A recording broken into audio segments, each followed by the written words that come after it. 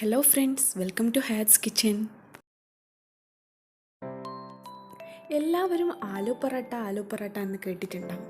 എന്നാൽ അതൊന്നൊരു ഡിഫറെൻ്റായിട്ട് നമുക്ക് നല്ലൊരു മസാല ചേരുവ, അതായത് മീനിൻ്റെ ഒരു മസാല ചേരുവ വെച്ചിട്ടുണ്ടാക്കുന്ന പൊറോട്ടയാണ് ഞാനിവിടെ ഉണ്ടാക്കാൻ പോകുന്നത്. ഇതുണ്ടാക്കാൻ വേണ്ടിയിട്ട് 2.5 കപ്പ് ആട്ട എടുത്തിട്ടുണ്ട്. അതിലേക്ക് 1 ടേബിൾ സ്പൂണ് ജീരകം ഇട്ട് കൊടുക്കാം, ക്യുമിൻ സീഡ്സ്. പിന്നെ ആവശ്യത്തിനുള്ള ഉപ്പും, പിന്നെ 1 ടേബിൾ സ്പൂണ് ഓയിലും ഒഴിച്ചു കൊടുക്കാം. വെള്ളം ഒഴിച്ചു കൊടുത്തിട്ട് നല്ലോണം ഒന്ന് കുഴച്ചെടുക്കാം.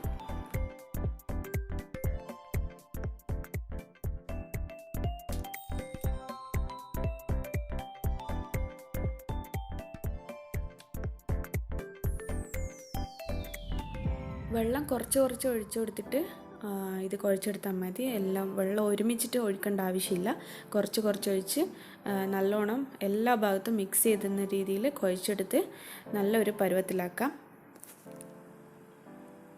ഏകദേശം ഇതുപോലെ ഈ ഒരു പരുവത്തിലാക്കി എടുക്കണം. നല്ലോണം കുഴച്ചെടുക്കണം.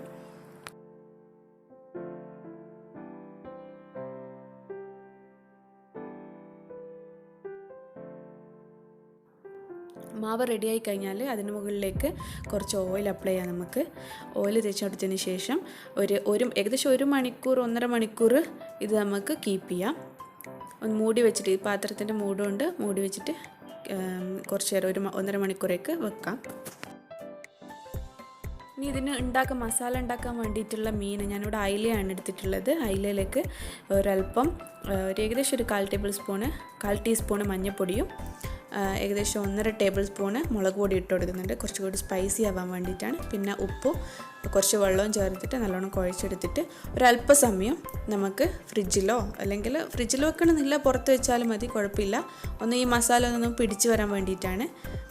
എന്നതിന് ശേഷം നമുക്കിത് പൊരിച്ചെടുക്കാം.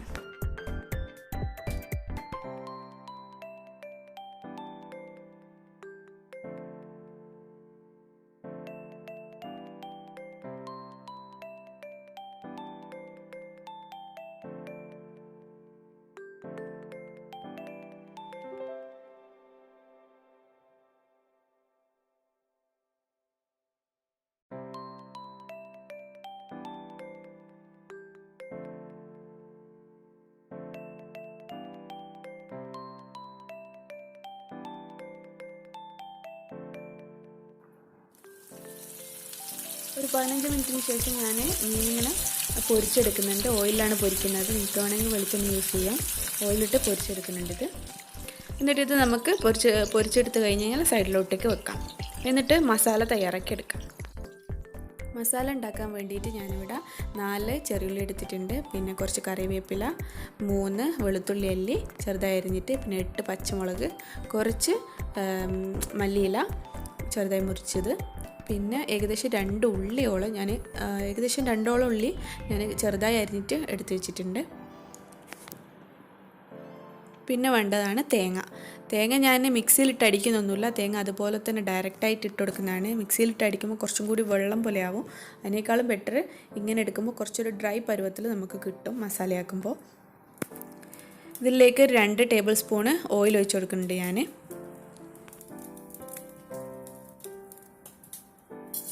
ഇതിലേക്ക് 1 ടീസ്പൂണ് കടുക് ഇട്ട് കൊടുക്കാം. കടുക് പൊട്ടിത്തെളിയുമ്പോൾ അതിലേക്ക് നമുക്ക് ഈ ചെറിയുള്ളി ചെറുതായി അരിഞ്ഞത് ഇട്ട് കൊടുക്കാം. ചെറിയുള്ളി ഈ ഓയിലിലേക്ക് ഒഴിച്ച് കൊടുക്കുമ്പോൾ തന്നെ നല്ല സ്മെല്ലാണ് വരിക. അതിലേക്ക് നമുക്ക് ഒന്ന് മൂത്ത് വരുന്ന സമയത്ത് നമുക്ക് അതിലേക്ക് കറിവേപ്പില ഇട്ട് കൊടുക്കാം.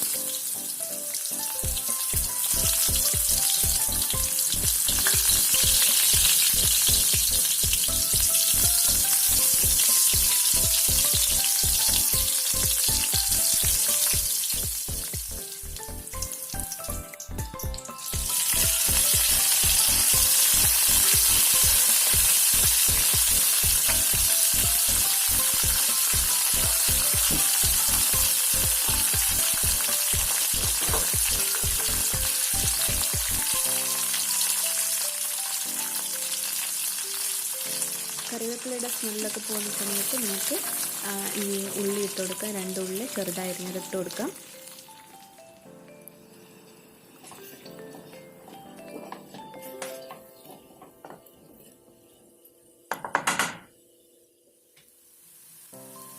ഉള്ളി ഒന്ന് ചെറുതായിട്ട് വഴഞ്ഞു വന്നു കഴിഞ്ഞാൽ അതിലേക്ക് നമുക്ക് വെളുത്തുള്ളിയും പച്ചമുളകും ഇട്ട് കൊടുക്കാം. എന്നിട്ട് നല്ലോണം ഒന്ന് വഴറ്റിയെടുക്കാം.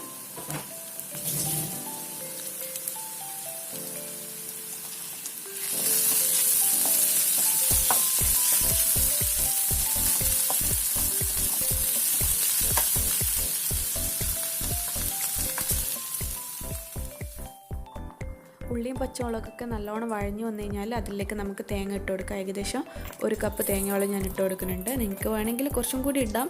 പക്ഷെങ്കിൽ അത്യാവശ്യം നമ്മൾ എടുക്കുന്ന എമൗണ്ടിനനുസരിച്ചിട്ടാണ്, അതായത് നമുക്ക് എത്ര മാവിന് ഇത്ര മസാല വേണം അങ്ങനെയൊക്കെ ഉണ്ടല്ലോ. അതുകൊണ്ട് അതൊക്കെ നിങ്ങൾ നോക്കിയിട്ട് എടുത്തോളാം, മസാലയുടെ അളവും കാര്യങ്ങളൊക്കെ.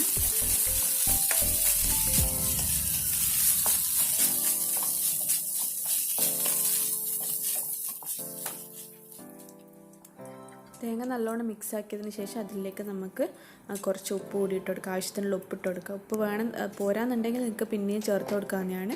ഉപ്പ് അത്യാവശ്യം വേണം, കാരണം നമ്മൾ വേറൊരു വേറെ കറിയും കാര്യങ്ങളൊന്നും കൂട്ടുന്നില്ലല്ലോ. അതിൻ്റെ ഒപ്പം തന്നെ നമുക്ക് 1 ടേബിൾ സ്പൂണ് മുളക് പൊടിയും ഇട്ട് കൊടുക്കാം. എന്നിട്ട് നല്ലോണം ഒന്ന് ഇളക്കിയെടുക്കാം. നിങ്ങൾക്ക് എരിവ് ഇപ്പോൾ ഞാനിപ്പോൾ ഏകദേശം 8 പച്ചമുളകോളം ഇട്ടിട്ടുണ്ട്. അതിൻ്റെ ഒപ്പം ഞാൻ 1 ടേബിൾ സ്പൂണ് മുളക് പൊടി ഇടുന്നതാണ്. എൻ്റെ മുളകിന് ഇത്രയും കളറ് കാണിക്കുന്നത് നമ്മൾ മറ്റേ കാശ്മീരി മുളകാണ് ഇതിൽ കൂടുതലുള്ളത്. അതുകൊണ്ടാണ് കളർഫുള്ളായിട്ട് തോന്നിക്കുന്നത്. പക്ഷെ അത്രത്തോളം എരിവ് ഉണ്ടാവില്ല. 8 പച്ചമുളക് യൂസ് ചെയ്യുന്നുണ്ട്, ഒപ്പം തന്നെ ഈ കാശ്മീരി മുളകാണ് കൂടുതൽ യൂസ് ചെയ്യുന്നത്. പിന്നെ ഇതിലേക്ക് നമ്മൾ നേരത്തെ മീൻ പൊരിച്ച് വെച്ചത് ഞാൻ ചെറുതായി മുള്ളൊക്കെ മാറ്റിയിട്ട് അതിൻ്റെ ഇറച്ചി മാത്രം എടുത്തിട്ട് പൊടിച്ച് വെച്ചിട്ടുണ്ട്. അത് ഇതിലേക്ക് ചേർത്ത് കൊടുക്കാം. ഒപ്പം തന്നെ കുറച്ച് മല്ലിയില, നമ്മൾ നേരത്തെ മുറിച്ച് വെച്ചിരിക്കുന്ന മല്ലിയില കൂടി ഇട്ട് കൊടുക്കാം.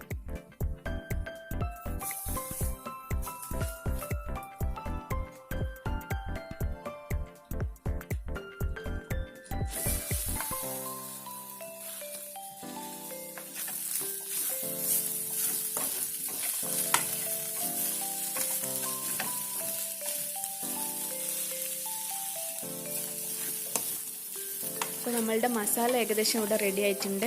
ഇത് ഞാൻ ചെറിയ തീയിൽ, ശ്രദ്ധിക്കേണ്ടത് ചെറിയ തീയിലാണ് ഇതൊക്കെ വാട്ടുന്നത്. കാരണം തേങ്ങ പെട്ടെന്ന് തന്നെ അടി പിടിക്കും, കുറച്ചൊരു കരിച്ചൊക്കെ വരും. അതുകൊണ്ട് തന്നെ ചെറിയ തീയിൽ മാത്രമേ ഈ ലാസ്റ്റ് ടൈമിൽ തേങ്ങ ഇട്ടതിന് ശേഷം മുതൽ ചെറിയ തീയിൽ മാത്രം നമ്മൾ ഇങ്ങനെ വഴറ്റിയെടുക്കാം. ഇനി നമുക്ക് പൊറോട്ട റെഡിയാക്കിയിട്ട് എടുക്കാം. അതിന് വേണ്ടിയിട്ട് മാവ് ഞാൻ ആദ്യം കുറച്ച് ഈ പൗഡർ മൈദപ്പൊടി ഇട്ട് കൊടുത്തതിന് ശേഷം നമ്മൾ മാവ് ചെറുതായി ചെറിയൊരു പീസ്, അത്യാവശ്യം നമ്മൾ ചപ്പാത്തിക്ക് എടുക്കുന്ന വലുപ്പത്തിൽ എടുക്കരുത് കേട്ടോ. അതിലും കുറച്ചൊക്കെ വലുപ്പം വേണം, കുറച്ച് വലുപ്പമില്ല. കാരണം ഇത് അത്യാവശ്യം കട്ടിയിൽ കട്ടി വേണം, നമ്മൾ ഉള്ളിൽ മസാല നിറക്കുന്നതല്ലേ. അതുകൊണ്ട് അത്യാവശ്യം കട്ടിയിലാക്കേണ്ടതുകൊണ്ട് അത്യാവശ്യം വലുപ്പത്തിൽ വേണം നമ്മളിത് ഉരുട്ടിയെടുക്കാൻ വേണ്ടിയിട്ട്. എന്നിട്ട് ഇതുപോലെ പരത്തിയെടുക്കാം. നമ്മൾ ചപ്പാത്തിയൊക്കെ പരത്തുന്ന പോലെ പരത്തിയെടുക്കാം. കുറച്ചൊരു പരത്തിയെടുത്തതിന് ശേഷം നമുക്കിതിലേക്ക് മസാല നിറക്കേണ്ടതുണ്ട്. അതുകൊണ്ട് തീരെ തിന്നാക്കേണ്ട ആവശ്യമില്ല. കുറച്ച് പരത്തി കഴിഞ്ഞതിന് ശേഷം അതിൻ്റെ ഉള്ളിലേക്ക് നമുക്ക് മസാല നിറക്കാം. ഏകദേശം നിങ്ങൾ കുറേ മസാല ഒന്നും ചേർക്കണമെന്നില്ല. 1-2 അല്ലെങ്കിൽ 3 ടേബിൾ സ്പൂൺ വീതം നിങ്ങൾ എടുക്കുന്ന ചപ്പാത്തിൻ്റെ ആ ഒരു മാവിൻ്റെ വലുപ്പത്തിനനുസരിച്ചിട്ടുള്ള മാത്രമാണ് എടുക്കാൻ പാടുള്ളൂ. ഞാനിവിടെ ഏകദേശം ഒരു 2 ടേബിൾ സ്പൂണോളം ഇടുന്നുണ്ട്.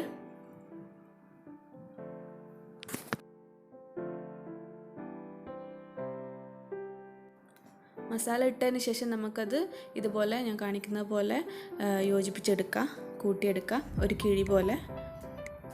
എന്നതിന് ശേഷം അതിൻ്റെ എക്സ്ട്രാ വരുന്ന കുറച്ച് ഇത് നമുക്ക് ജസ്റ്റ് ഇങ്ങനെ ചുരുട്ടി എടുത്ത് കളയാം. കാരണം അത്ര വേണ്ടില്ല, കാരണം ഒരുപാട് അങ്ങ് കട്ടിയായി പോവും. അപ്പോൾ മേലെ ഭാഗത്ത് നിന്ന് കുറച്ച് റിമൂവ് ചെയ്തതിന് ശേഷം നമുക്ക് അതൊന്ന് അമർത്തി കൊടുത്തതിന് ശേഷം ഒന്ന് പരത്തിയെടുക്കുക. ഇനി ചപ്പാത്തി പരത്തുമ്പോൾ, ഈ പൊറോട്ട പരത്തുമ്പോൾ നമ്മൾ കുറച്ച് സൂക്ഷിക്കണം. കാരണം വെച്ചാൽ ഉള്ളിൽ മസാല ഉള്ളതല്ല. അതുകൊണ്ട് കുറച്ച് കെയർ ചെയ്തിട്ട് പരത്തിയെടുക്കാം. അപ്പോൾ ഞാൻ പരത്തുമ്പോൾ കാണുന്നില്ലേ, ഉള്ളിലുള്ള മസാല വരുന്നത് കാണുന്നില്ലേ. അതുകൊണ്ട് കുറച്ച് കെയർ ചെയ്തിട്ട് പരത്തിയെടുക്കാം.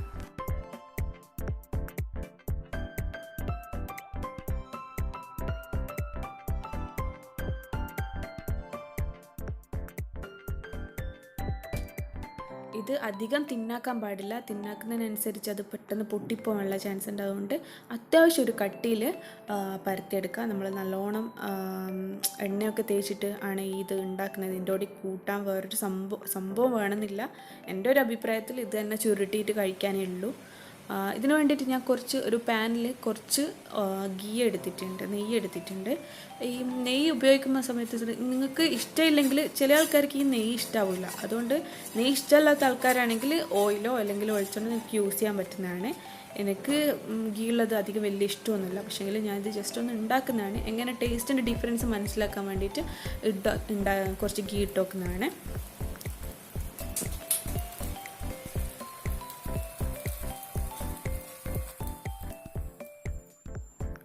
മുകളിലായിട്ട് ഞാൻ കുറച്ച് ഓയിൽ ഒഴിക്കുന്നുണ്ട്. കാരണം എന്ന് വെച്ച് കഴിഞ്ഞാൽ ഗീയുടെ സ്മെല്ല് എനിക്ക് അങ്ങനെ പിടിക്കുന്നില്ല. അതെനിക്ക് തോന്നുന്നു ഇത് തന്നെയാണ് നല്ലത്, ഓയിൽ തന്നെയാണ് നല്ലതെന്ന് തോന്നുന്നു. അതുകൊണ്ട് ഓയിലാണ് ഞാൻ നല്ലോണം യൂസ് ചെയ്യുന്നുണ്ട്. നമ്മൾ വേറൊരു കറിയും കാര്യങ്ങളൊന്നും യൂസ് ചെയ്യാത്തതുകൊണ്ട് തന്നെ ഓയിൽ നല്ലോണം ഇതാക്കിയിട്ട് ചെറിയ തീ ഒരു മീഡിയം തീയിൽ വെച്ചിട്ടാണ് ഇത് വേവിച്ചെടുക്കുന്നത്. കാരണം ഉള്ളിൽ നല്ലോണം വെന്ത് കിട്ടൂല. അതുകൊണ്ട് കുറേ സമയം വെച്ചിട്ട് ഇങ്ങനെ ജസ്റ്റ് അമർത്തി എടുക്കണം. എങ്കിൽ മാത്രമേ ഉള്ളിൽ കൂടി വെന്ത് കിട്ടുള്ളൂ.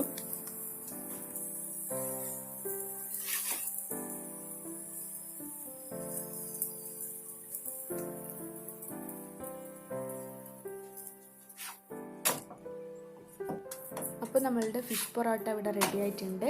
ഇത് നമുക്കിനി ഒരു പ്ലേറ്റിലേക്ക് മാറ്റാം. ഇതുപോലെ തന്നെ ബാക്കിയുള്ള പൊറോട്ട കൂടി നമുക്ക് ഉണ്ടാക്കിയെടുക്കാവുന്നതാണ്. അപ്പോൾ എൻ്റെ ഈ റെസിപ്പി എല്ലാവർക്കും ഇഷ്ടമായി തന്നെ കരുതുന്നു. എല്ലാവരും ആലു പൊറോട്ട ആയിരിക്കും കഴിച്ചിട്ടുണ്ടാവുക.